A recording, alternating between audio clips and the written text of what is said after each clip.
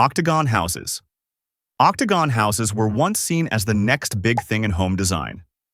In the 1850s, a man named Orson Fowler believed that eight-sided houses could save materials, let in more sunlight, and even improve people's health. Builders across the U.S. tried it, and for a short time, these strange shapes popped up in towns from New York to Illinois. But the idea didn't last long. The angles made it hard to build roofs, fit furniture, or expand the floor plan. Carpenters hated the geometry, and homeowners realized they looked better on paper than in daily life. By the 1870s, builders went back to simple rectangles, and the octagon fad quietly disappeared. Today, only a few still stand, turned into museums or carefully restored homes. They remind us how architecture often swings between creativity and practicality. Sometimes great ideas just don't fit the way people actually live. Shotgun houses. Shotgun houses were once the backbone of working-class neighborhoods across the American South. Long, narrow, and just one room wide, you could stand at the front door and see straight out the back. They were cheap to build, easy to cool with cross breezes, and perfect for tight city lots. For decades, cities like New Orleans, Mobile, and Memphis were filled with rows of them. But times changed. As indoor plumbing, air conditioning, and cars became standard, people wanted bigger lots and more privacy. Narrow layouts didn't fit modern utilities or zoning codes. Many were demolished in the mid-20th century as suburbs expanded and urban renewal projects cleared old neighborhoods. A few architects still build updated versions today, mostly as cultural tributes, not practical homes. The classic shotgun form now belongs to history, an idea born from efficiency that couldn't keep up with modern life. It shows how housing evolves with comfort, not just cost. Lustron houses. Right after World War II, America faced a housing crisis. Millions of soldiers were coming home and steel factories needed a new purpose. That's where Lustron houses came in, prefabricated homes made entirely from porcelain-coated steel panels. Walls, ceilings, even the bathtub were metal. The idea was bold. Build a house like a car, ship it nationwide, and solve the housing shortage fast. For a moment, it worked. Between 1948 and 1950, nearly 2,500 Lustrons were built across the country. They were durable, easy to clean, and practically fireproof. But the dream fell apart fast. Production delays, shipping problems, and red tape drove costs up. The company went bankrupt after just 2 years. Today, a few Lustron homes still stand as curiosities, reminders of a time when America tried to mass-produce the future. They proved that making houses like cars sounds efficient, but living in a metal box never really caught on. Dog trot houses. In the humid South before air conditioning, staying cool was everything. That's where the dog trot house came from.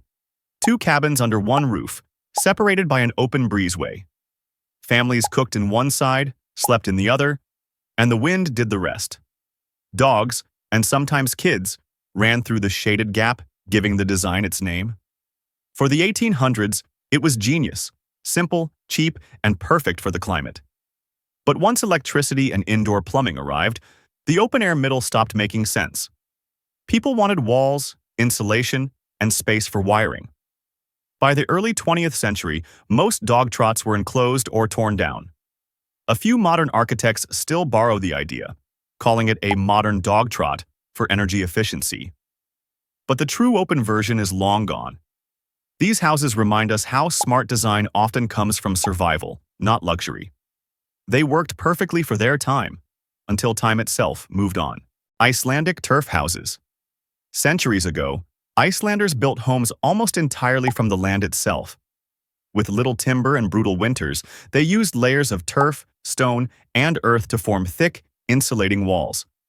Grass grew right over the roofs, blending the homes into the landscape. Inside, small wooden frames supported the structure, keeping families warm through endless snow and wind. For generations, this worked perfectly. Turf houses trapped heat, resisted storms, and made sense in a country where trees were rare. But as the 1900s came, new materials changed everything. Corrugated iron, concrete, and glass made homes bigger, brighter, and easier to maintain. The old turf houses couldn't compete. By mid-century, most were abandoned or turned into museums.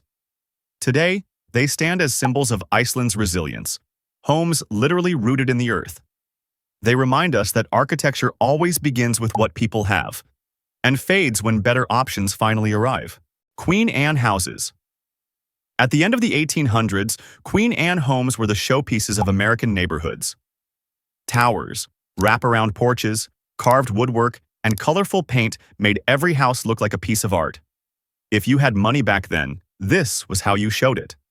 Builders competed to add more turrets, more trim, more detail. No two homes looked alike. But the beauty came with problems.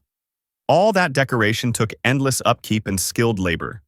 Paint peeled, wood rotted, and repairs cost a fortune. By the early 1900s, homeowners wanted something simpler and cleaner. The craftsman and colonial styles took over, and Queen Anne faded fast. Today, a few survive as bed and breakfasts or museum houses, their details restored by hand. They remind us how quickly taste can change, from ornate and proud to simple and efficient. What once screamed success now stands quietly as history carved in wood and paint. Sod houses. On the open plains of the 1800s, trees were scarce, but people still needed homes.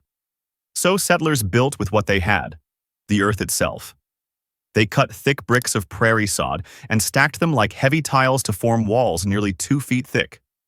Inside, the air stayed cool in summer and warm in winter, and the cost was almost nothing. But sod houses were far from perfect. Rain could make the walls crumble, insects burrowed through them, and mice were constant guests. As railroads expanded and lumber became affordable, families traded dirt walls for wooden ones. By the early 1900s, most sod homes had collapsed or been abandoned to the wind. A few have been rebuilt as museums, showing how tough those early settlers really were. Sod houses remind us that necessity always shapes design, and that even the simplest homes can tell the story of survival on a wild frontier. Sears Kit Homes. From 1908 to 1940, you could buy an entire house through a Sears catalog. You'd pick a design, mail your order, and a boxcar full of pre-cut lumber, nails, and instructions would arrive. Families across America built their homes piece by piece, often with help from neighbors. For a while, it changed everything: simple, affordable, and perfectly timed for the middle class. But as the Great Depression hit, sales fell sharply. Local banks stopped lending, and by 1940, Sears shut down the modern homes division. Suburban developers soon took over, building entire neighborhoods faster and cheaper than any mail-order kit could match. Today, thousands of these houses still stand quietly across the U.S., often mistaken for ordinary homes. But each one tells a story of a time when you could literally order a dream home by mail. It's proof that innovation in housing doesn't always come from architects. Sometimes it comes from a catalog. iHouse. The iHouse was once the standard shape of rural America. 2 stories tall, 1 room deep, and usually 2 rooms wide with a hallway down the center. It was simple, balanced, and easy to build with local materials. You'd find them across states like Indiana, Illinois, and Iowa. That's actually how the name iHouse stuck. For more than a century, this was the look of farmhouses and small-town homes. But as families grew and new materials arrived, the narrow design felt cramped. Adding plumbing or electricity wasn't easy, and people wanted porches, kitchens, and more connected living spaces. By the early 1900s, builders had moved on to square floor plans and larger suburban layouts. Some iHouses still stand today, carefully restored as historic landmarks or family farm homes. They're quiet reminders of a time when good design meant practicality, not luxury, and when symmetry was all a house really needed to feel complete. Dimaction House. In the 1940s, inventor Buckminster Fuller believed he could reinvent the home completely. His idea was the Dimaction House, a round, lightweight home made of aluminum, built around a single central mast. It could be shipped in parts, assembled in hours, and supposedly last forever. Fuller imagined a world where houses were mass-produced like airplanes, efficient, portable, and affordable for everyone. But reality had other plans.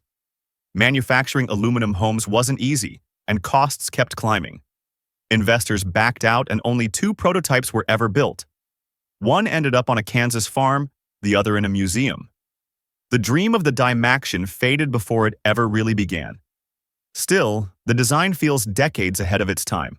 Solar potential, lightweight materials, sustainable living. Fuller proved that vision alone can't build the future. It needs a market, money, and people willing to live inside the experiment. His idea never died. It just never took off.